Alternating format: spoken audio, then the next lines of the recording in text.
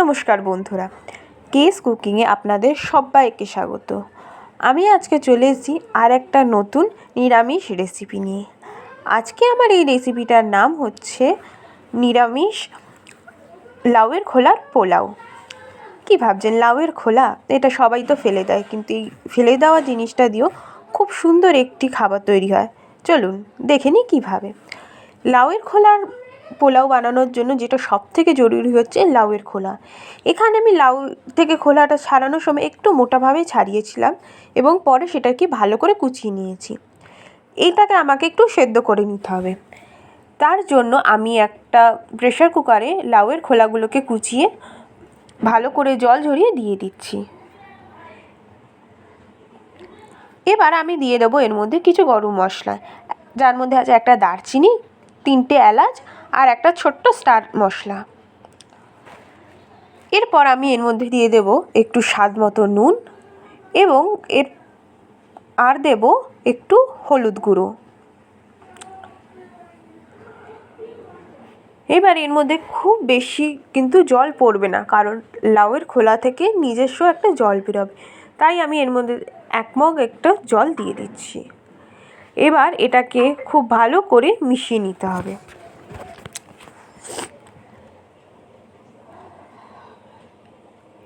আমি মিশিয়ে নিয়েছি এটাকে খুব ভালো করে। এবার একটা স্টিম দিয়ে এটাকে সেদ্ধ করে নিতে হবে। এবার আমি নিয়ে নিচ্ছি একটা কড়াই, এর মধ্যে একটু তেল দিলাম। তেলটা আমাকে একটু সময় ধরে গরম করতে হবে।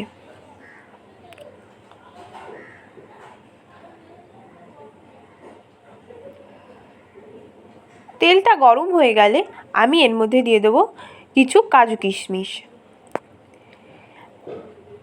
এবার এই কাজু কিশমিশটাকে আমি ভালোভাবে নাড়াচাড়া করে ভেজে নেব।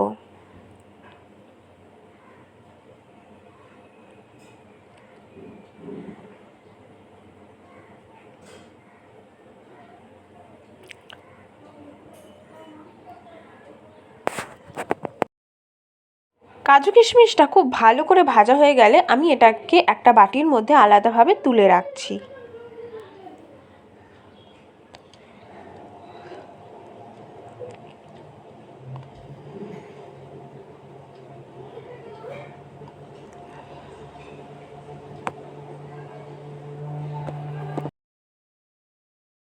এবার আমাদের বাকি রান্নাটাও কিন্তু এই তেলের মধ্যেই হবে। তেলটাকে আমি আবারও কিছুটা গরম করে নিচ্ছি।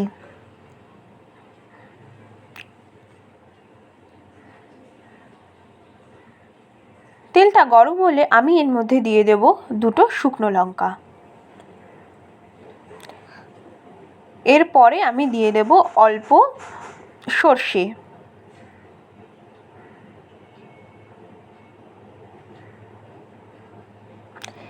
এবার আমি এর মধ্যে দিয়ে দিচ্ছি কিছু কুচনো আদা।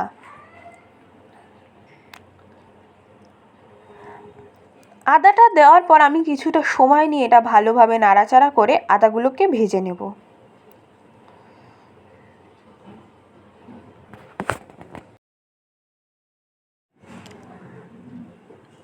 আদাটা ভালোভাবে ভাজা হয়ে গেলে আমি এর মধ্যে দিয়ে দেব কিছুটা কুচনো লঙ্কা। আমি যতটা লঙ্কা এখানে কুচিয়ে রেখেছি পুরোটা কিন্তু দিইনি, অর্ধেক দিয়েছি এখানে। এবং আবারও আমি লঙ্কাগুলো একটু ভেজে নেব। লঙ্কাগুলো ভাজা হয়ে গেলে আমি দিয়ে দেব এর মধ্যে কুচনো টমেটো। এবার আমি টমেটোটাকে খুব ভালো করে ভেজে নেব।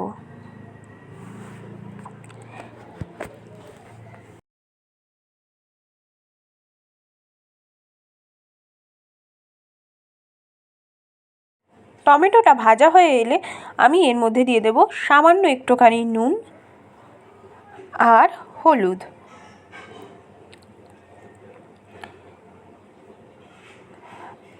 আমি এখানে খুব বেশি নুন হলুদ দেব না, কারণ আমি ওটা সেদ্ধ করেছিলাম যখন লাউয়ের খোলাটা, ওখানেও আমি নুন হলুদ দিয়েছি।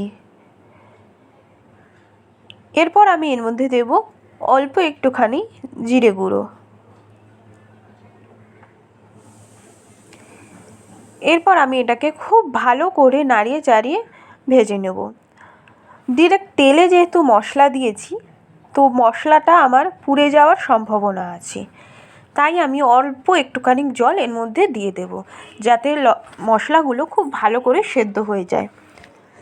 এরপর আমি কিছুক্ষণ ভালোভাবে নাড়িয়ে চাড়িয়ে এটাকে ভেজে নেব।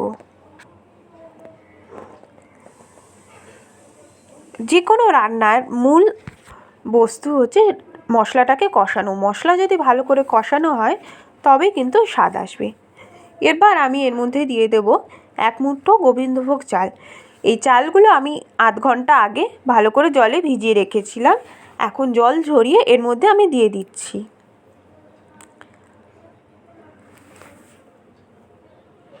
এখন আমি খুব ভালো করে এই চালগুলোকে এই মশলাটার সাথে মিশিয়ে নেব।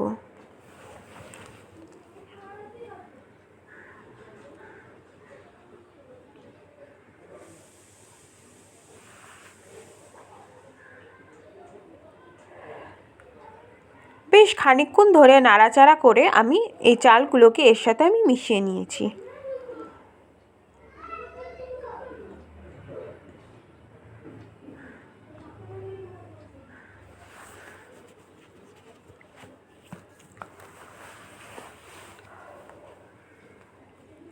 এবার আমি এর মধ্যে দিয়ে দেব আমার আগে থেকে সেদ্ধ করে রাখা লাউয়ের খোলাগুলো।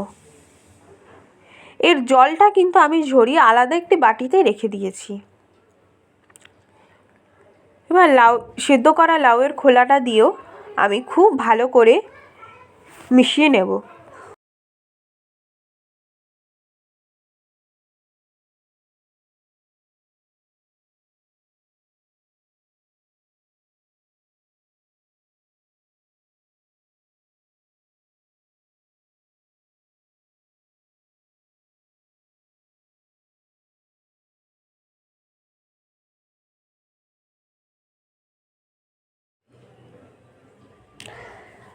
চালটা খুব ভালোভাবে এই লাউয়ের খোলার সাথে মিশে গেলে এবার সময় হচ্ছে চালটাকে একটু সেদ্ধ করে নেওয়ার। আমি এখানে কিন্তু আলাদা করে কোনো জল ব্যবহার করব না। লাউয়ের খোলা সেদ্ধ করে যেই জলটা আমার বেঁচেছিল, আমি এখানে সেই জলটাই দিয়ে দিচ্ছি।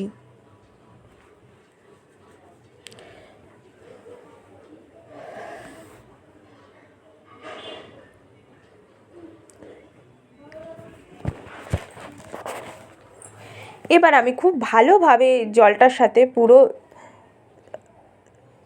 মিশিয়ে এবার আমি ঢাকা দিয়ে রেখে দেব। এই সময় কিন্তু আঁচ কম থাকবে। এবার চাল সেদ্ধ হয়ে গেলে ঢাকা খুলে আমি খুব ভালো করে এটাকে আবারও নাড়িয়ে চাড়িয়ে মিশিয়ে নেব।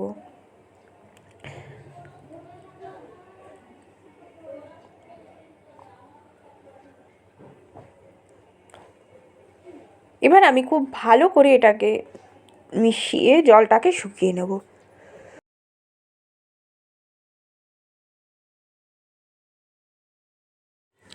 আমাদের রান্না কিন্তু প্রায় হয়েই এসছে। দেখুন, সমস্ত উপকরণ কিন্তু খুব ভালো করে মিশে গেছে এবং খুব ভালো করে সেদ্ধও হয়ে গেছে চালগুলো। এবার যেহেতু আমি এটা পোলাও বলছি, তার জন্য আমি এখানে 2 চামচ চিনি যোগ করছি। আপনারা চাইলে কমও যোগ করতে পারেন। যেহেতু আমি এটা পোলাও বলেছি, তাই একটু মিষ্টি মিষ্টি স্বাদের জন্যই আমি 2 চামচ চিনি যোগ করলাম। এবং এখানে যোগ করে দিলাম ওই আগে যে কুচো লঙ্কাটা বেঁচেছিল সেই কুচো লঙ্কাটা। এবার আমি এর মধ্যে যোগ করে দিচ্ছি আগে থেকে ভেজে রাখা কাজু কিশমিশ, এবং আবারও আমি পুরোটাকে খুব ভালোভাবে মিশিয়ে নেব।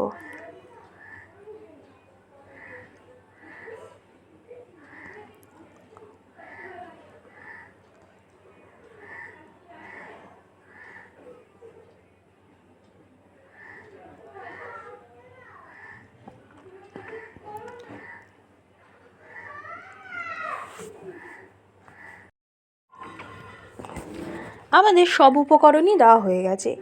এবার শেষ মুহূর্তে আমি দিয়ে দেবো কিছুটা গরম মশলা গন্ধের জন্য, এবং আর দিয়ে দেবো অল্প ঘি। এতে এর গন্ধটা আরও খুব সুন্দর বেরোবে।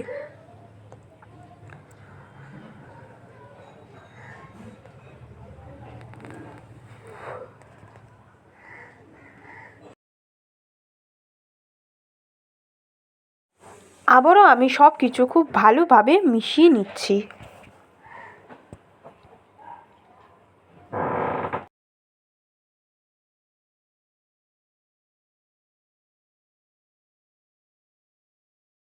আমার রান্না কিন্তু হয়ে গেছে। এবার আমি গ্যাস অফ করে এটাকে কিছুক্ষণ চাপা দিয়ে রেখে দেবো এবং তারপরে এটাকে সার্ভ করে দেবো। আপনারা বলবেন কেমন লাগলো এটা, অবশ্যই জানাবেন।